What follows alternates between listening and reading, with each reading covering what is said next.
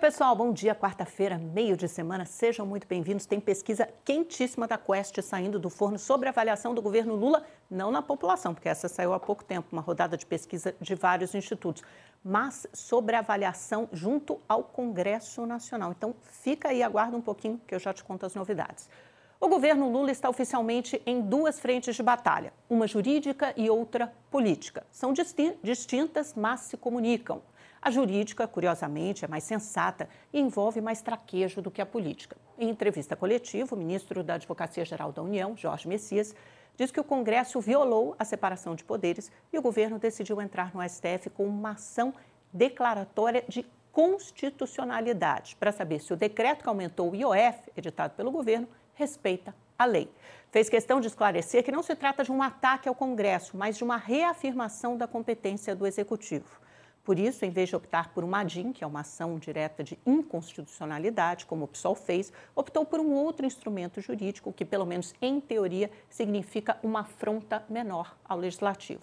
O árbitro do jogo jurídico é o ministro Alexandre de Moraes, o relator. É ele quem vai dizer se o Brasil ainda é um regime presidencialista ou se já estamos oficialmente vivendo o semipresidencialismo ou semiparlamentarismo. E parênteses aqui breve, ele pode optar, é o que tem crescido nos bastidores, por uma mesa de conciliação. Significa chamar todos os atores políticos envolvidos, executivo e legislativo, para sentarem e chegarem a um terreno comum, ao meio termo, a exemplo do que aconteceu lá na desoneração daqueles 17 setores da economia. Aquilo foi mediado pelo Cristiano Zanin e, de fato, eles chegaram a um acordo.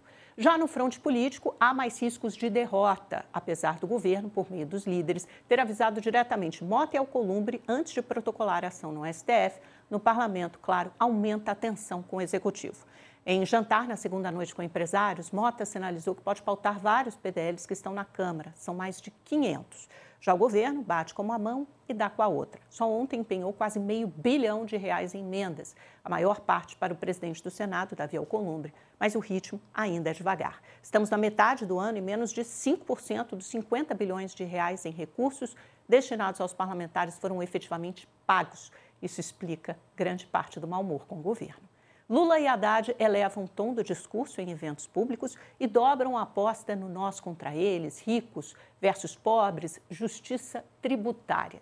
Por enquanto, tem funcionado bem para reagrupar a base da esquerda. É o esquenta para a eleição. Resta saber se vai furar a bolha.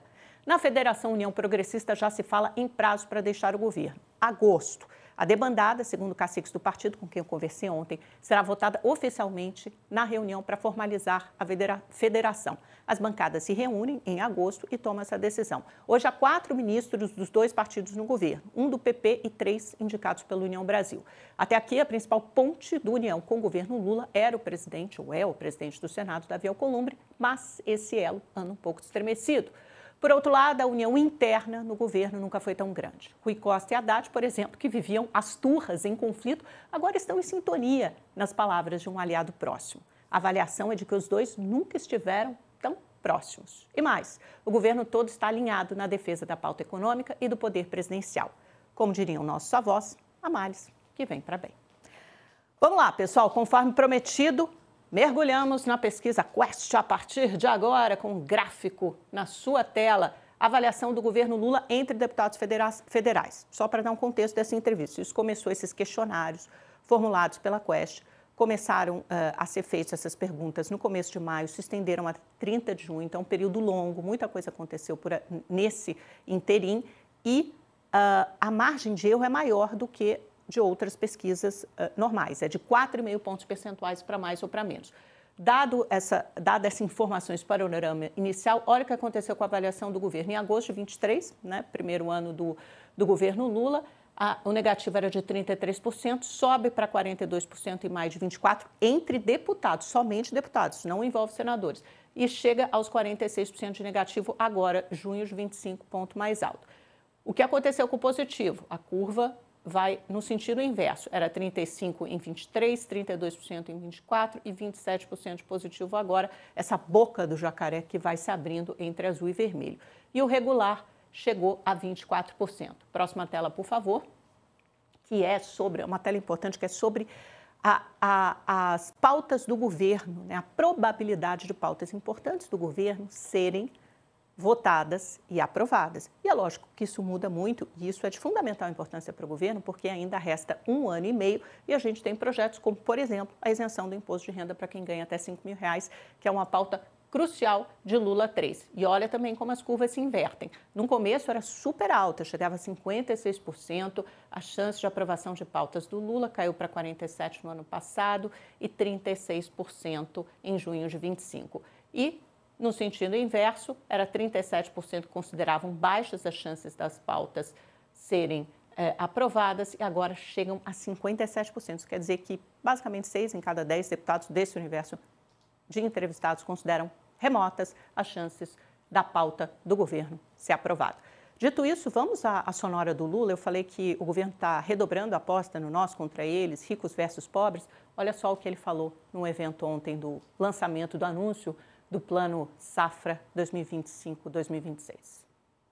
E quando a gente coloca que as pessoas que ganham mais de R$1 milhão têm que pagar um pouquinho mais, é uma rebelião. Ou seja, nós estamos querendo que 140 mil pessoas paguem uma parcelinha a mais para beneficiar 10 milhões de pessoas.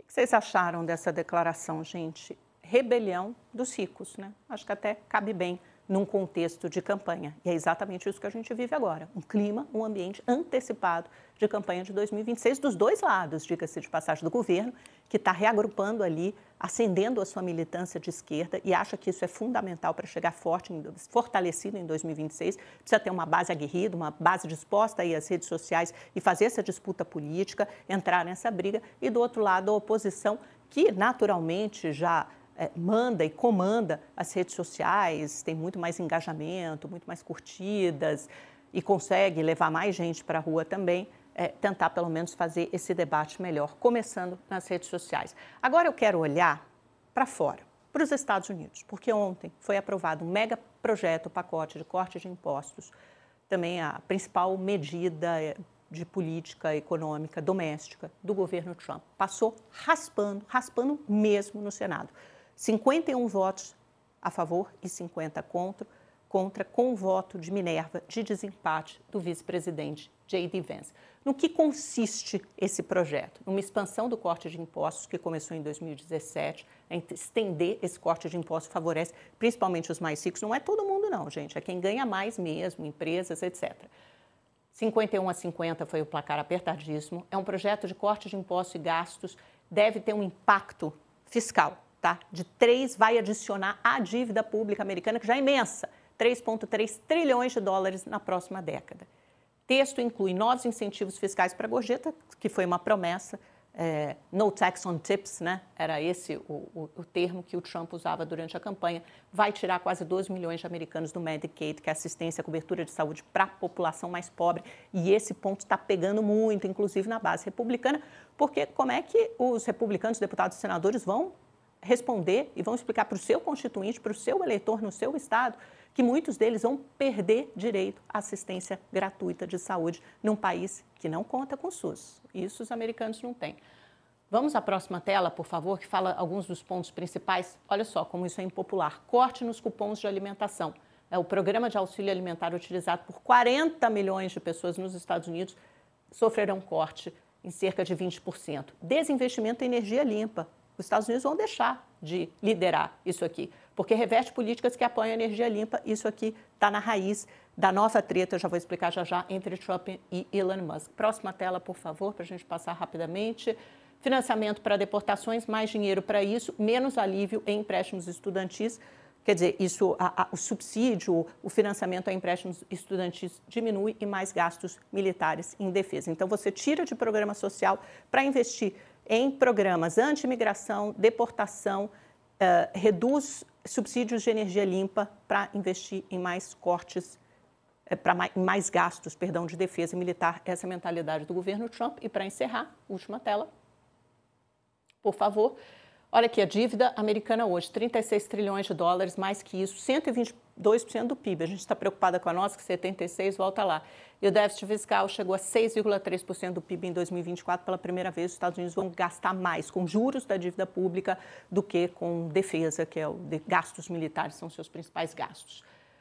Vamos para a briga entre Trump e Musk, gente, porque o Musk fez uma série de tweets, né? Na verdade, posts na sua rede social X, porque ele está muito bravo com esse mega projeto do Trump. Ele acha vai prejudicar as empresas dele, a Tesla, e aí ele está assim, voraz e vomitando tweets. Qual a utilidade de um teto da dívida se continuarmos aumentando, disse Musk, né?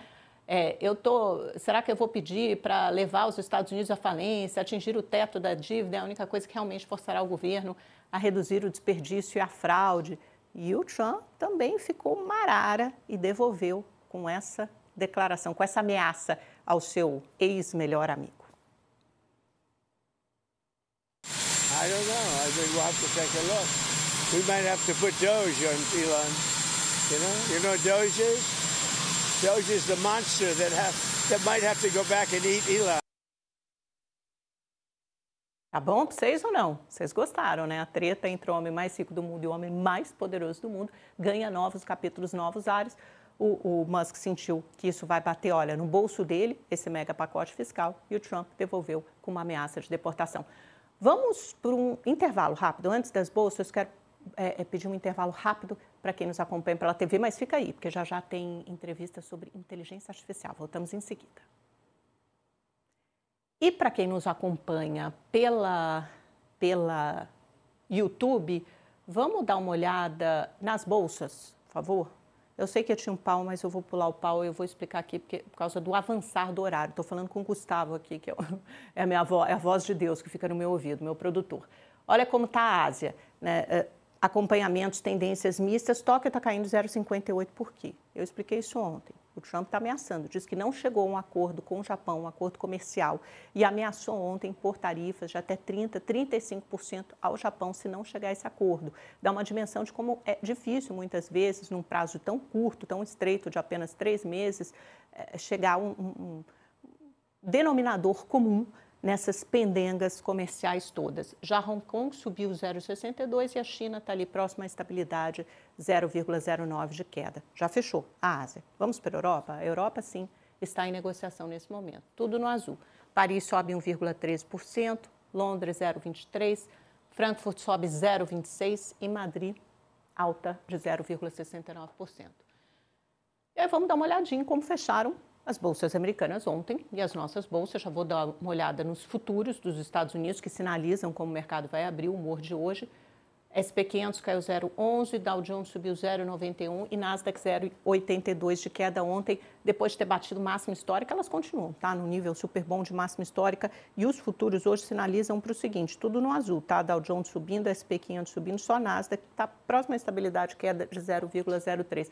Ontem elas reagiram àquele relatório JOLTS de emprego. São 3 indicadores de emprego vão sair essa semana nos Estados Unidos. O JOLTS ontem, que veio mais forte do que o esperado, o ADP hoje, e aí é coroado com payroll, que é olhado de perto, com lupa, pelo Fed, do Banco Central Americano, amanhã. Como veio acima do esperado, os Estados Unidos falaram, opa, espera lá, a atividade está aquecida ainda. Será que o Fed vai ter espaço para cortar juros já em setembro, como a gente está achando? Por isso, houve esse comportamento misto das bolsas americanas. E ainda tem um megaprojeto fiscal de Trump pesando aqui, porque no médio e longo prazo o cenário, digamos, não é nada alvissareiro, com um aumento importante da dívida americana. O dólar, gente, o que aconteceu no fechamento de mercado aqui, depois de 3 dias de queda consecutiva, o real supervalorizado ontem, os investidores realizaram um pouquinho esse lucro, aproveitaram toda a história em torno do IOF, a tensão política, dólar subiu 0,51 para R$ 5,46. E o Ibovespa também subiu no azul, 0,5% de alta aos 139.549 pontos.